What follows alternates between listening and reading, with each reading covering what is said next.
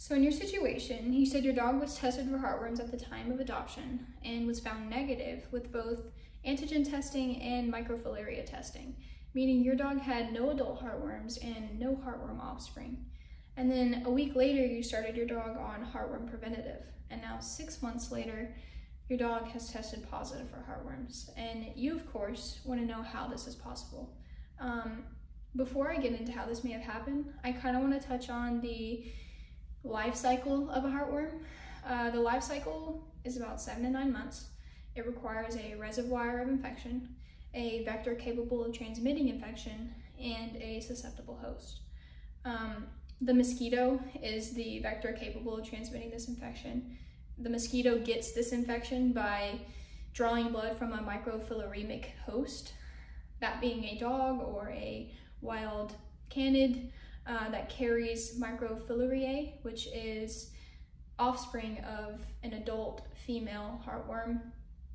Microfilariae cannot develop on its own. It needs to go through a mosquito first and develop into larval stage 1, and then into larval stage 2, and ultimately into larval stage 3, which is the infective stage. Once at that larval stage 3, when that mosquito goes to draw blood from a host, such as a dog, that disease is then transmitted to the dog, and that larval stage 3 is developed into larval stage 4 in the dog and into an immature heartworm, and then ultimately into a sexually mature heartworm. That can take the earliest 6 months, but usually between 7 to 9 months.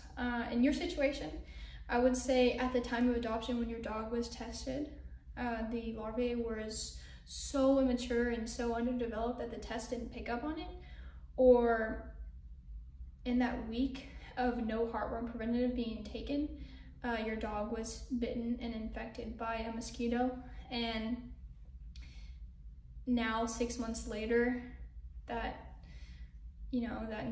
infection has grown into heartworm. I did hear you say that you wanted to treat your dog for heartworms, and yes, there's a lot of options, but the American Heartworm Society recommends use of doxycycline and macrocyclic lactone prior to a 3-dose regimen of melarsoline for treatment, and that goes for dogs that are symptomatic and asymptomatic. They do say that to not go with any method for slow kill. Slow kills kind of sets you back or keeps you stationary in treatment when you want to be moving forward. Ultimately, this whole decision is up to you. Whatever treatment you decide, we're here for. Just let me know.